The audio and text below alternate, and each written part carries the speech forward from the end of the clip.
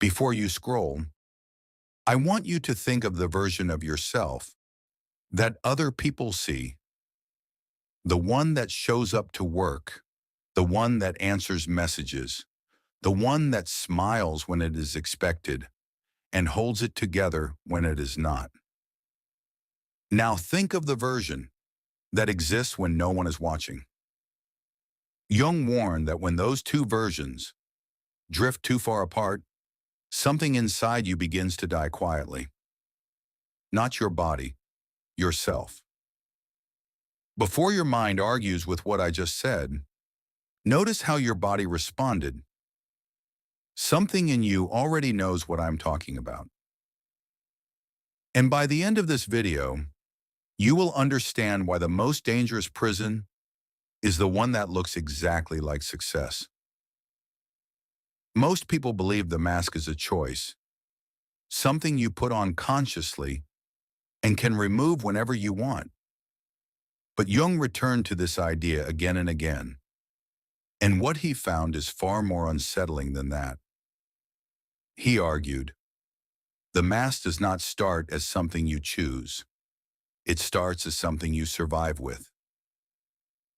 He called it the persona.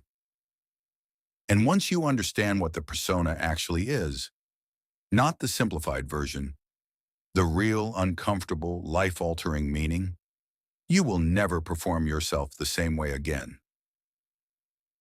But first, consider a case similar to those described in Jungian analysis. Imagine a man, we will call him Marcus, 51, a partner at a law firm, respected, decisive, unshakable, the kind of man other men wanted to be and other people wanted to impress. But Marcus had not cried in 23 years. Not at his father's funeral, not at his daughter's birth, not once.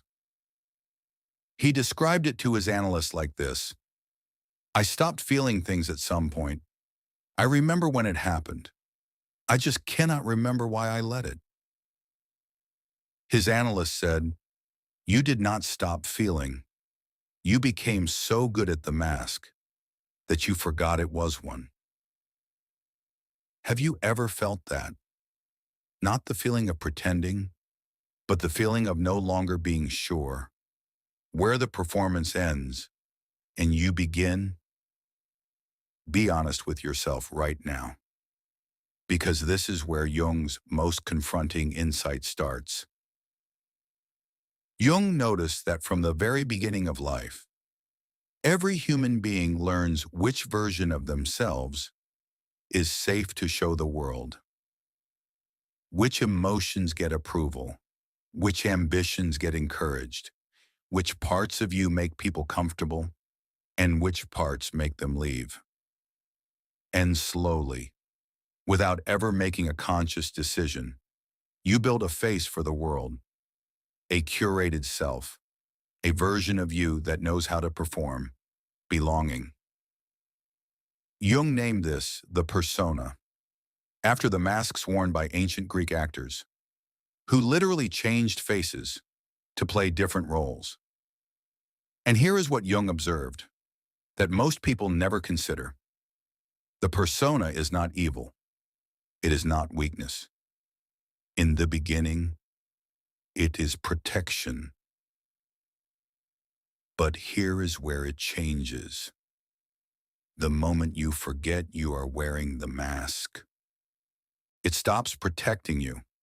It starts becoming you.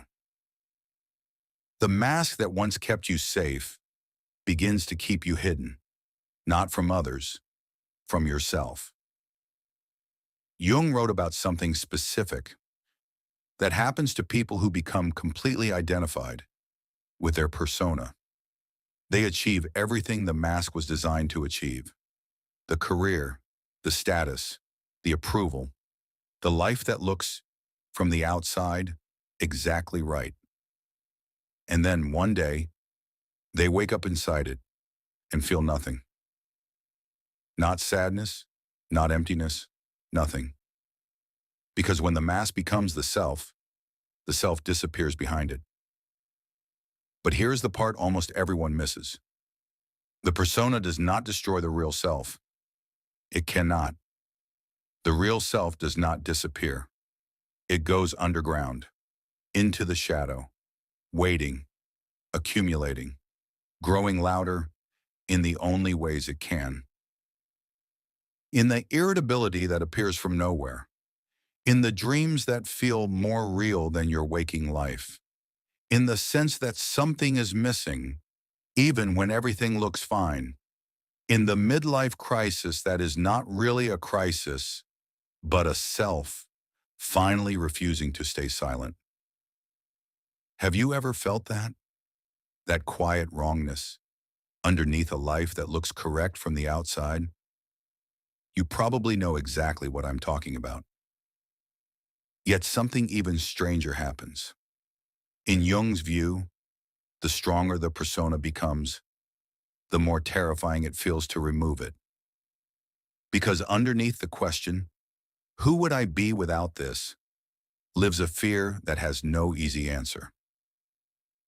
And here is the mid-video moment that most people are not ready to sit with. Most people watching this video are not wearing one mask. They are wearing three. The mask for work, the mask for family, the mask they wear even when they are alone, because they have performed themselves for so long, they no longer know how to stop. And the terrifying part is that your family may have never met the real you. In a moment, I will share what Jung suggested was the only honest way through this. But first, consider another case from the tradition of Jungian analysis. Imagine a woman. We will call her Sophia, 38 years old, a teacher, deeply loved by her students, patient, warm, always available, the person everyone called when things fell apart. But Sophia had not told anyone the truth about anything in 11 years. Not because she was dishonest, but because the mask of the caretaker had no room for her own needs. She came to analysis exhausted, not from the work, from the performance of herself. Her analyst asked her, "When did you last want something just for yourself?" She could not answer, not because she had no desires, but because the persona of the selfless caretaker had no language for want. Jung suggested this pattern appears throughout human life. The mask always costs something.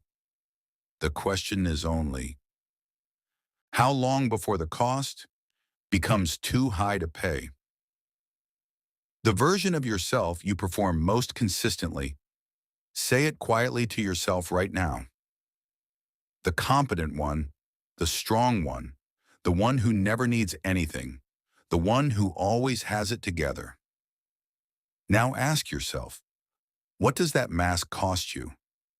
What do you never allow yourself to say because the mask has no room for it? What have you buried because it did not fit the version of yourself the world needed you to be? Now comes the difficult part, because removing the mask is not as simple as deciding to be authentic. Jung noticed something that most people find deeply uncomfortable. The persona is not just external, it is internal. You do not only perform it for others, you perform it for yourself. Think about this honestly. Have you ever caught yourself evaluating your own inner experience before it is even fully felt? Editing yourself for an audience that exists only in your own mind? Sometimes the mask does not keep others out. It keeps you out of yourself. But here is what matters more than any of this. Jung argued the answer was not to destroy the persona. He believed that was just as dangerous. A person without any persona, Jung observed, is not free. They are simply unprotected. The goal is not to remove the mask. The goal is to know that you are wearing one. Tonight, before you sleep, try something Jung often asked his patients to do. He called it the persona examination, not therapy, simply honest observation. Ask yourself 3 questions. 1. Which version of myself do I perform most consistently, and for whom? 2. What do I never allow myself to feel, want, or express, because it does not fit that version? 3. If no one was watching, and there were no consequences, who would I be? Do not rush the answers. Do not edit them before they arrive. Just let them come. Jung found that when people sit honestly with those 3 questions, something begins to shift. Not dramatically, not all at once, but quietly, the way light shifts when a door that has been closed for years opens just slightly.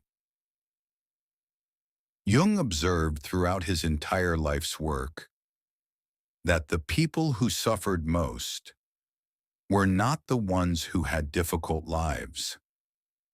They were the ones who had spent their lives being someone they had never chosen to be. Because the persona, when worn long enough, does not just hide the self, it starves it. And a starved self does not disappear quietly. It makes itself known in the body, in the dreams, in the exhaustion that sleep does not fix, in the success that feels strangely empty.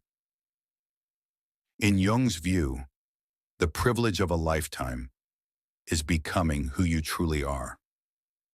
Not the version your parents needed, not the version your workplace rewards, not the version that learned long ago that being liked required being less, but the version that exists underneath all of that, the one that was always there before the world told you who to be. That version is not lost. It is not broken.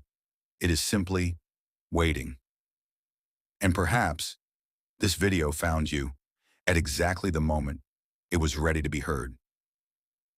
Before you leave, ask yourself one question. Which part of me have I been hiding behind the version of myself the world approves of?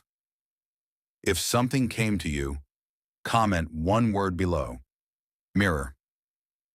And next week, we go into the concept Jung believed explained why some people repeat the same patterns in every relationship they enter. The complex, the unconscious wound that runs your life without your permission. Until next week, don't ask who the world wants you to become. Ask who you have been hiding. I will see you in the next one.